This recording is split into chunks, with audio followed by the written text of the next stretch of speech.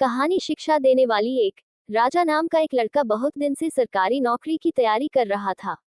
अंत में उसे स्कूल टीचर की नौकरी लग गई। जिस स्कूल में उसे पढ़ाने जाना था वो शहर से काफी दूर एक गांव में था। इसलिए उसे गांव के आसपास ही किराए पर एक घर लेना पड़ा। लेकिन वो घर भी स्कूल से काफी दूर था। राजा रोज पैदल स्कूल आने जाने लगा।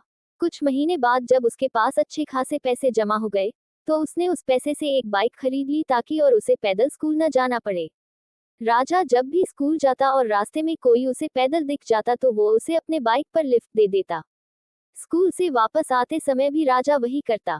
ऐसा एक भी दिन न हो जिस दिन उसने किसी को अपने बाइक पे बिठाए बिना स्कूल गया हो या फिर वापस अपना घर आया हो।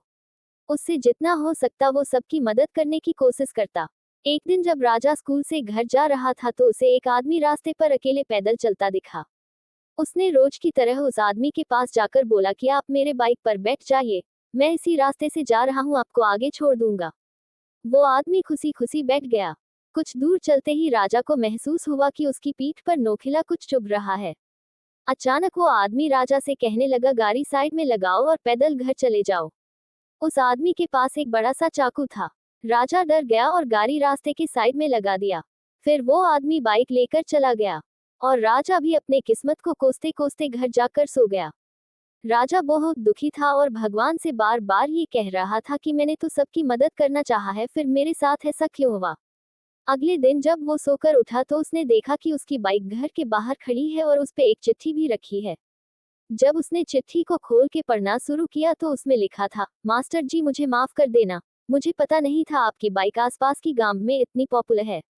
जिसने भी मुझे इस बाइक पर देखा उसने ही मुझसे पूछा कि ये तो मास्टर जी की बाइक है, तुझे ये कहाँ से मिला। सबको पता चल गया कि मैंने आपकी बाइक चोरी की है, इसलिए मैं आपको आपका बाइक लौटा रहा हूँ। हो सके तो मुझे माफ कर देना। इस चिट्ठी को पढ़ने के बाद राजा बहुत खुश हुआ और भगवान का धन्यवाद किया। उसे ये विश्वास हो गया कि भगवान हमेशा अच्छे के साथ अच्छा ही करता है। सीख।